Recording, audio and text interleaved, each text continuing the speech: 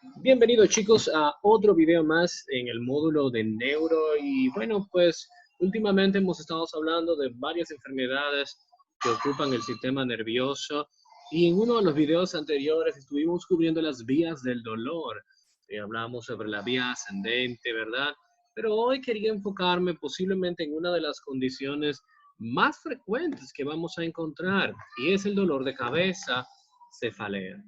Quisiera decirles que en este video vamos a cubrir todas las causas de dolor de cabeza, pero ese no es el caso, sino que vamos a enfocarnos específicamente en las causas de cefalea primaria. Porque si bien es cierto que el dolor de cabeza o cefalea puede significar algo mínimo, pero también puede ser un síntoma de enfermedades más abruptas y más severas, como el cáncer o inclusive hemorragias. Por lo tanto, cada una de esas condiciones se irá examinando cuando estemos estudiando esas enfermedades. El enfoque aquí es ir a las causas de cefalea primaria. La cefalea, como ya ustedes se pueden imaginar, no es algo extraño ni infrecuente. Es algo que nosotros mismos podemos experimentar incluso hasta con frecuencia. Dice este texto que más de 18 millones de estadounidenses van a visitar algún proveedor de salud por esta razón. Por lo que esto es importante, ya que en algún momento de nuestras carreras vamos a tener evidentemente un paciente cuyo motivo de consulta sea el dolor de cabeza. Y como dije anteriormente, son tantas las cosas que se pueden conectar al dolor de cabeza como síntoma, tantos diagnósticos diferenciales, que es extremadamente importante que prestemos atención a las diferentes características. El enfoque de esta clase es la fisiopatología. Y aunque ustedes no lo crean, en muchos casos la fisiopatología real no la sabemos, a pesar de ser posiblemente uno de los síntomas más comunes que vamos a encontrar. Muchas veces no tenemos idea de qué lo desencadena. Hipótesis, tenemos varias. Y ese es el enfoque de este video. Aunque el dolor de cabeza y la cara tienen características que los distinguen de otros trastornos dolorosos, también comparten muchas de las mismas características, lo que hace un poco difícil la cefalea de manejarla como un síntoma para tú poder utilizarla para llegar a un diagnóstico, precisamente por la gran gama de enfermedades que van a presentarla como un motivo de consulta. La cefalea es provocada por varias razones. Algunas cefaleas representan trastornos primarios y otras pueden ser secundarias, como hemorragias, infartos cerebrales, traumas, golpes, ¿verdad? Así también como tumores, masas, neoplasias. Los tipos más frecuentes de cefalea, que son las que vamos a estar agotando aquí, son la migraña, la cefalea tensional, la cefalea en racimo, también conocida como cluster headache, ¿okay? Y la cefalea diaria crónica. Como podemos ver, los diferentes tipos de dolor de cabeza, pues que hemos mencionado, van a presentarse clínicamente en lugares diferentes. Ocupan diferentes lugares donde el paciente nos va a referir y posiblemente esto nos ayude un poco a poder distinguirlo uno del otro. También el carácter del dolor es un poco diferente entre uno y otro, además de que también los síntomas asociados que pudieran venir van a ser muy importantes para diferenciarla. Aunque casi todas las causas de cefalea secundaria van a ser benignas, algunas pueden ser causa de problemas mayores como tumores, meningitis e inclusive aneurismas cerebrales que potencialmente pueden ser muy peligrosos porque su ruptura puede ser causa de muerte súbita. El inicio súbito de una cefalea intensa, intratable, en una persona que por lo demás está sana, es decir, sin ningún antecedente mórbido, se relaciona con más frecuencia con un trastorno intracraneal importante como hemorragias subaracnoideas o infecciones como la meningitis que un trastorno de cefalea crónica. los dolores de cabeza o cefalea que afectan el sueño, las cefaleas por el esfuerzo, como las que ocurren cuando estás haciendo ejercicio o cuando hay actividad sexual o cuando se aumenta la presión intraabdominal por una maniobra de Valsalva, y las cefaleas que acompañan síntomas neurológicos como somnolencia, alteraciones visuales como escotomas centellantes o inclusive de las extremidades o alteración del estado mental, son muy sugestivas de lesiones intracraneales subyacentes e inclusive otros procesos patológicos. Por lo tanto, es muy importante para nuestra valoración clínica cuando tenemos el paciente enfrente, no solo tomar en cuenta dónde es el dolor, cuándo empezó el dolor, cuál es el carácter del dolor. También tenemos que tomar en cuenta la historia clínica del paciente y los síntomas asociados. ¿Cuándo empieza? ¿Cuándo mejora? Este tipo de datos nos va a ayudar a acercarnos con más facilidad a un diagnóstico. En el año 2018, la International Headache Society publicó la tercera edición revisada de lo que es el Classification o el International Classification of Headache Disorders versión 3 beta. Y este sistema clasifica en tres formas: cefalea primaria, cefaleas secundarias a otras condiciones médicas y las neuralgias craneales y dolores faciales. Evidentemente, la guía está en el site de internet de ellos, se lo pueden leer con mucha facilidad. Es bastante extenso, estamos hablando de casi más de 200 páginas. Los voy a adjuntar en la plataforma para que si les interesa pueden observarlo. Es evidentemente un papel muy interesante, un estudio muy interesante de la clasificación de posiblemente uno de los síntomas más frecuentes que encontramos en el término médico.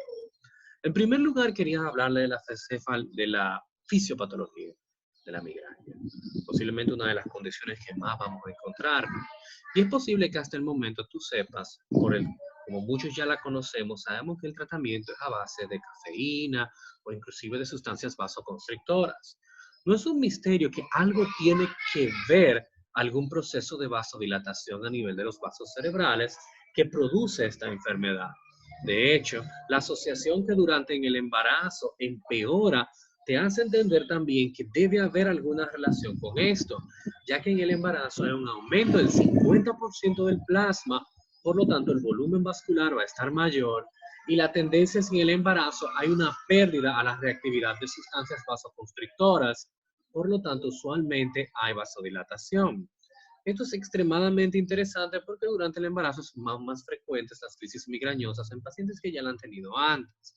Ahora, para decirle de forma exacta, los mecanismos fisiopatológicos del dolor relacionado con la migraña siguen sin comprenderse por completo. Aunque sí existen muchas teorías alternativas, lo que sí yo he podido encontrar viendo varios libros, esta teoría la encontré en el libro de Fisiopatología de Porth. La teoría evidentemente siempre incluye al trigémino. El trigémino está en el medio. Tiene sentido porque usualmente quien maneja la sensibilidad en los lugares usuales donde se refiere el dolor de la cefalea migrañosa están mediados por el trigémino. Por lo tanto, está bien establecido que durante la migraña hay activación del trigémino, el quinto par craneal. La estimulación de las fibras sensitivas trigeminales puede provocar la liberación de muchos neuropéptidos que van a llevar a inflamación neurógena dolorosa dentro de la vasculatura meningia. Y si ustedes recuerdan del capítulo 3 de Anatomía Patológica de Robbins, los signos de Celsus incluyen que en la inflamación hay vasodilatación. Por lo tanto, aquí la teoría evidentemente vuelve a mezclar con la vasodilatación. Ahora, ¿por qué ocurre la vasodilatación en esta teoría? Es usualmente por una sobreactivación del trigémino. ¿Por qué hay una sobreactivación del trigémino? Esa es la pregunta capciosa. Pudieras tener varias teorías de por qué, pero aún no estamos claros. Otro posible mecanismo es un poco más directo. Implica la vasodilatación neurógena de los vasos sanguíneos meningios. Esta teoría parece esquivar la participación del trigémino y de la inflamación neurógena provocada por él. Por lo tanto, lo que dice es que la vasodilatación neurógena de los vasos sanguíneos meningios Es un componente clave de los procesos inflamatorios que se presentan durante la migraña. Sin embargo, en esta teoría esquiva la participación trigeminal. Como respaldo de las bases neurógenas de la migraña, también vamos a tener algunos síntomas premonitorios. Seguramente si ustedes revisan lo que es la guía que les voy a compartir, que le mencionaba ahorita, van a ver que habla de algo como de aura, habla de vómitos, y es que a veces los pacientes pueden predecir cuando va a iniciar una de las crisis migrañosas. Es decir, que podemos decir que hay síntomas premonitorios antes de que comience la cefalea. La presencia de alteraciones neurológicas focales, las cuales no se pueden explicar en términos de flujo sanguíneo cerebral. Las variaciones hormonales, en particular las que envuelven los estrógenos, tienen una participación importante en el patrón de los ataques de migraña. Recuerden que las cefaleas migrañosas son más frecuentes en las mujeres. Y esto es interesante porque cuando se han hecho mediciones de los niveles hormonales, nos hemos dado cuenta que las fluctuaciones hormonales del estrógeno que ocurren usualmente en las mujeres durante los periodos menstruales, usualmente tienen mucho que ver con la aparición de las crisis.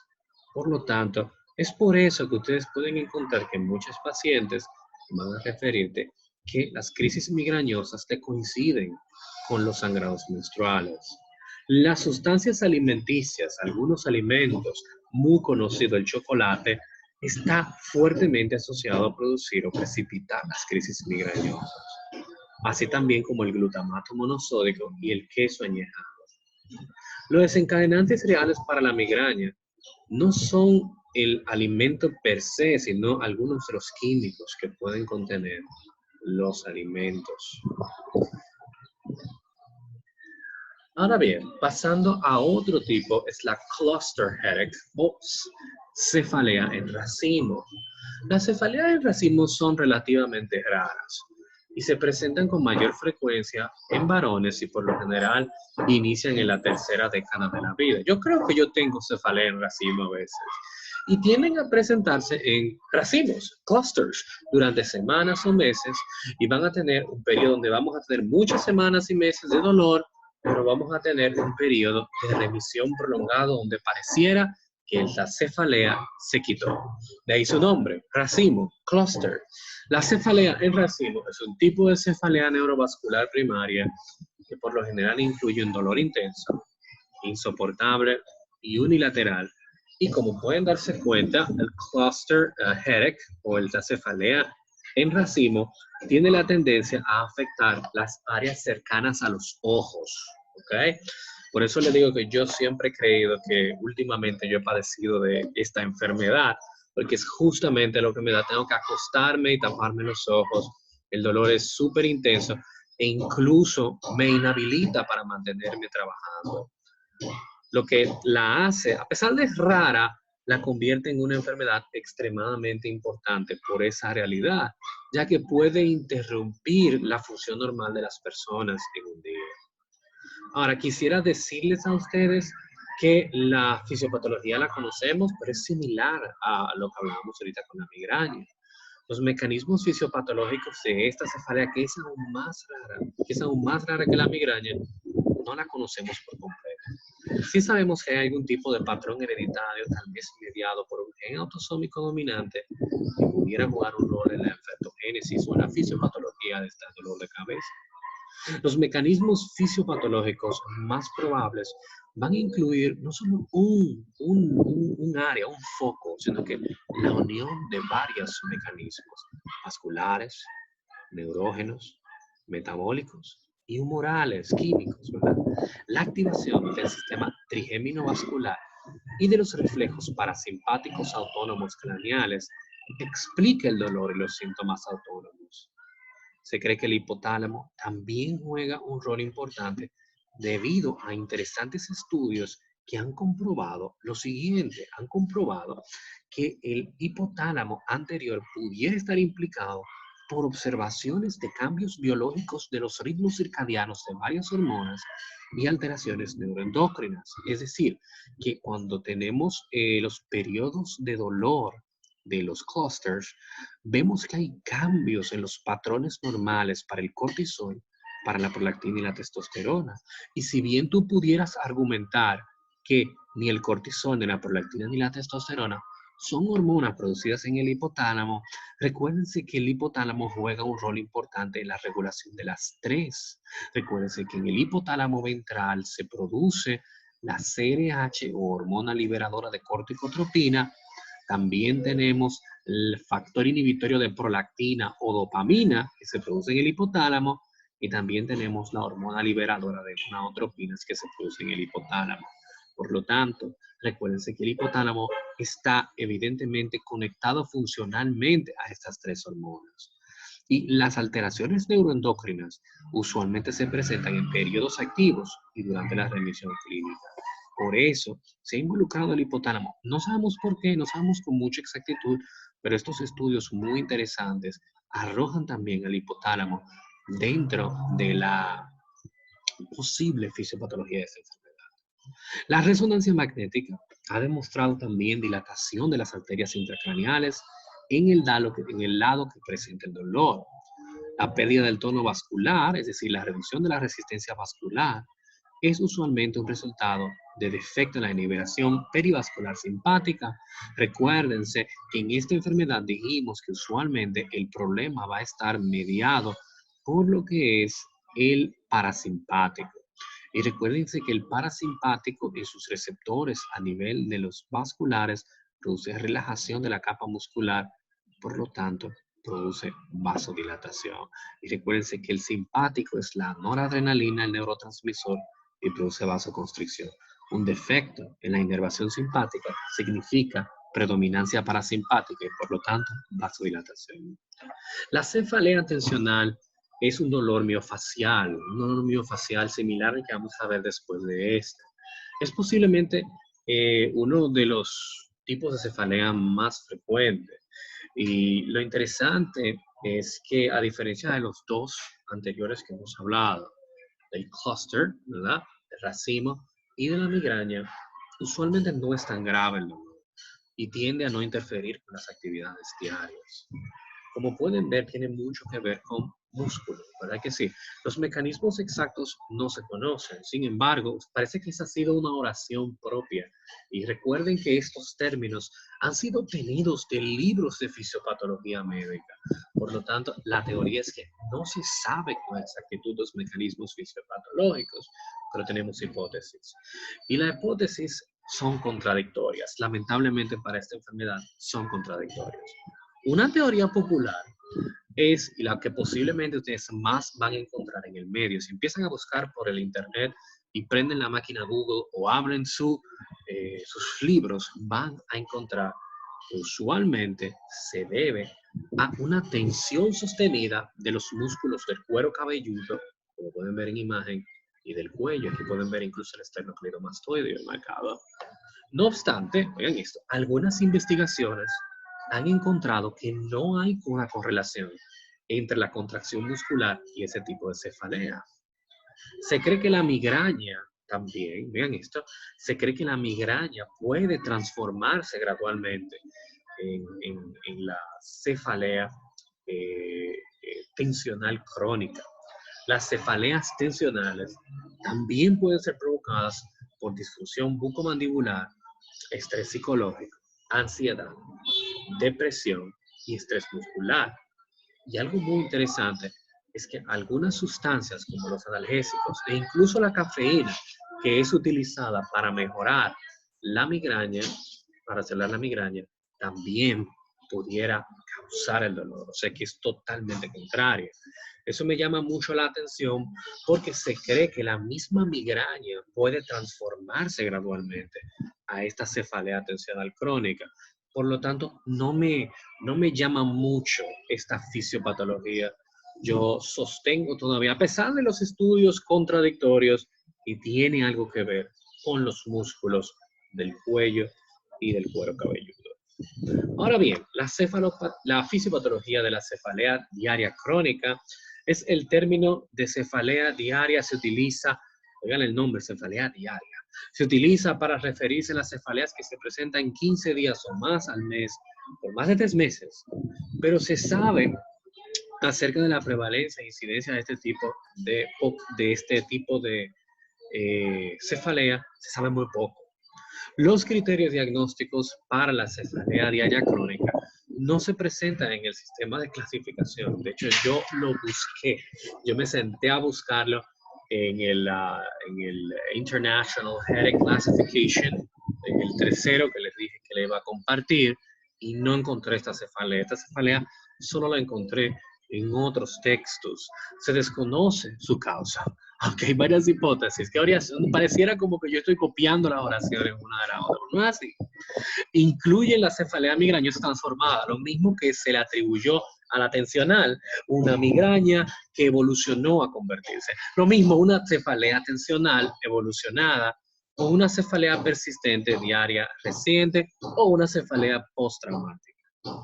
Aunque el consumo excesivo de medicamentos sintomáticos se ha relacionado con esta enfermedad, existe un grupo de personas en las cuales la cefalea diaria crónica no se relaciona con el consumo excesivo de ningún fármaco, por lo tanto, la fisiopatología queda en el aire.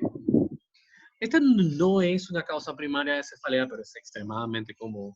A todo el mundo le ha dado ese dolor en la articulación temporomandibular. Tal vez bostezaste muy grande la boca y sentiste que algo se te salió de la mandíbula. Usualmente eso es el síndrome de la articulación temporomandibular.